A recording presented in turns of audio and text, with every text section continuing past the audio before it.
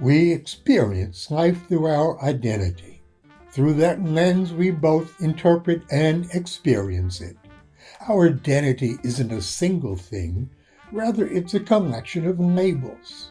From childhood, we're handled our first labels: smart, quiet, male, black, pretty, rambunctious.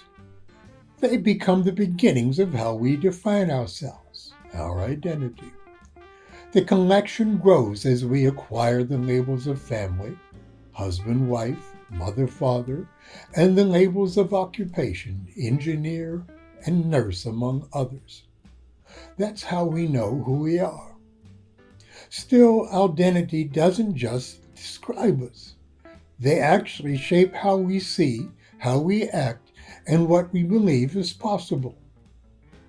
Through the lens of our identity, our lives are fulfilling, or not, and fascinating, or not. That leaves us with the question, what can you do to have an identity that will make your life fascinating, fulfilling, or whatever you want it to be? In this video, we will explore what is identity and why it's important to us, how our identity forms and reforms, some forces that help shape our identity, where fulfillment comes from, and a hint of how to achieve it.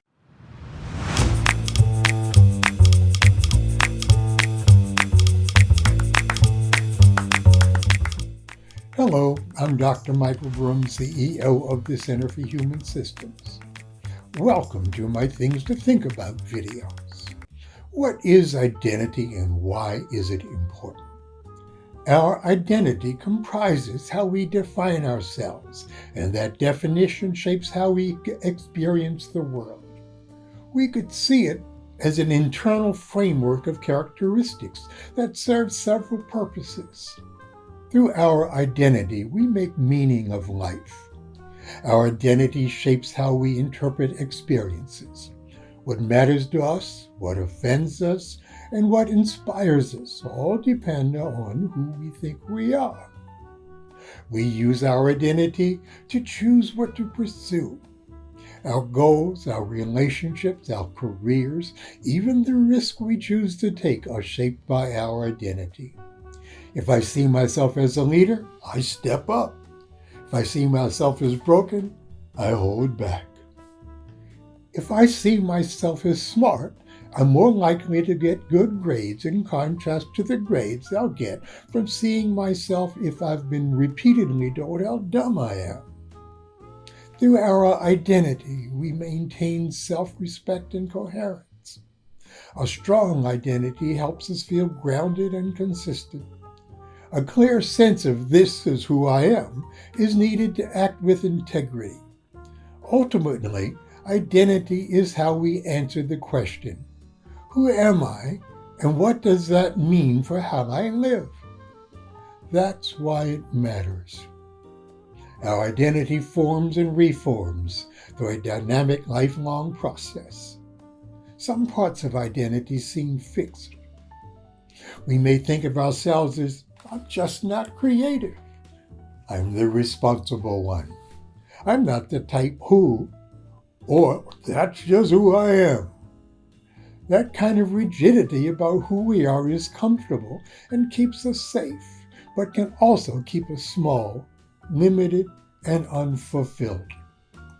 If some parts of your identity are like that, consider allowing your identity to become a living question instead of a fixed answer. In the process, life opens and becomes quite fascinating.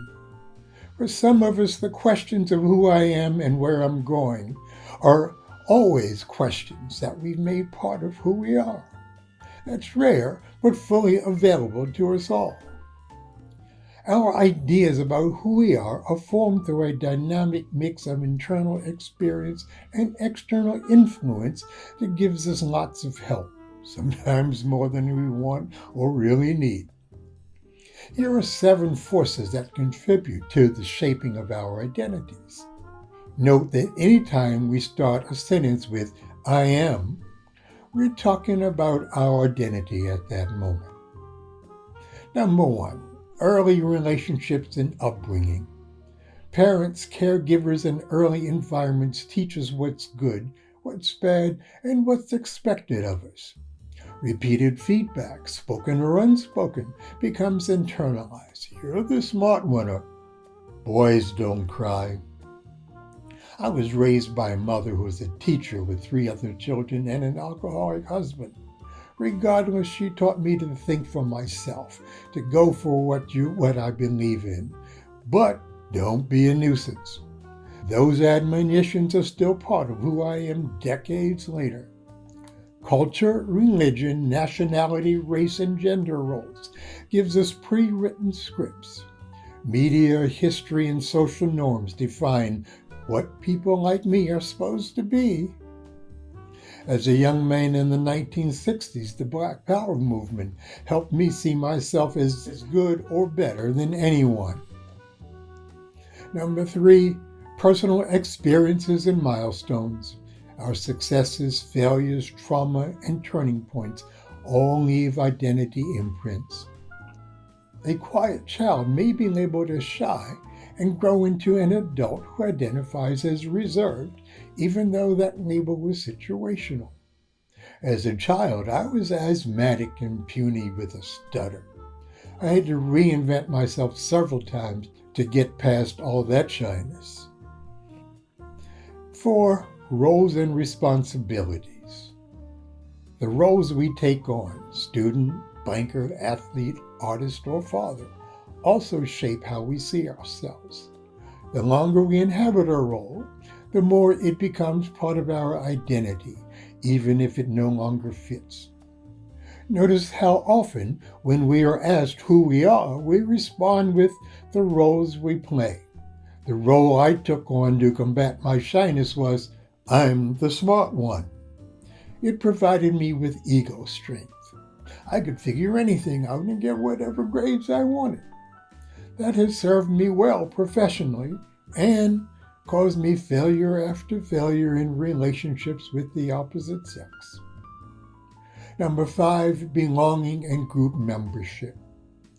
We often define ourselves as we align ourselves with others, your family, or your other group memberships.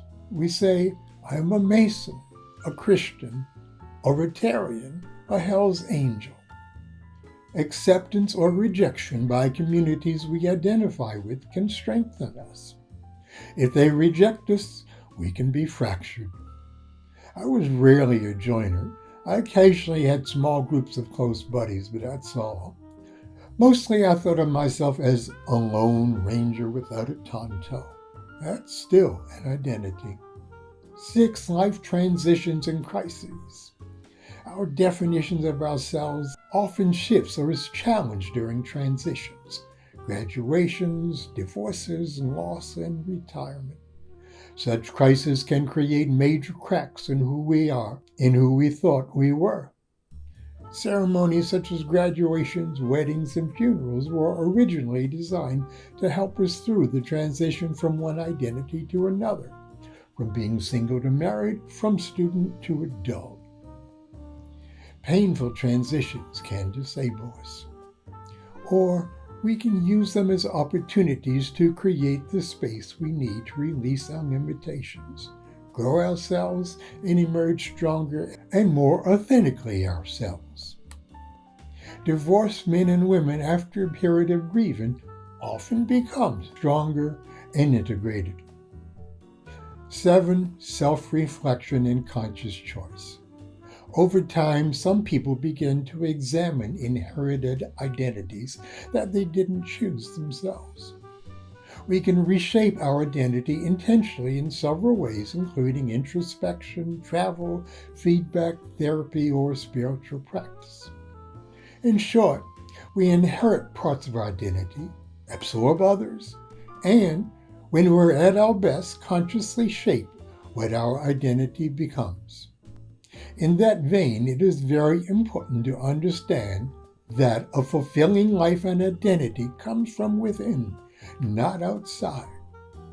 Some of us chase success, praise, and even love, hoping we'll finally get enough to be fulfilled, but it never happens.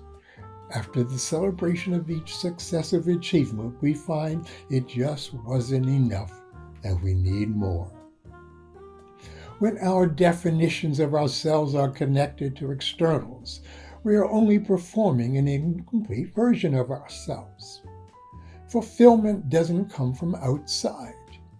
It comes when we live in alignment with who we truly are, which will have no static definition. Fulfillment is best sought through the integration of our dynamic parts, the parts we like as well as the parts we think we could do without, the parts that are popular and the parts that we want to reject. Integrating all such parts, they become complementary strengths that support each other as we experience our wholeness and our holiness. At my best, I'm not just a framework of characteristics, but a dynamic, growing process that defies any particular set of labels. Who are you? That's something to think about. Stay tuned for our next video, Becoming Whole, the Power of Integrating Our Many Identities. In it, we will explore 3 basic ways to move your identity integration process forward. One is a fascinating exercise to begin reframing the parts of ourselves that we dislike, try to ignore, or project onto others. It may just move you closer to the experience of the whole, the fulfilling, and the very enormously fascinating person that we all fundamentally are. Take care.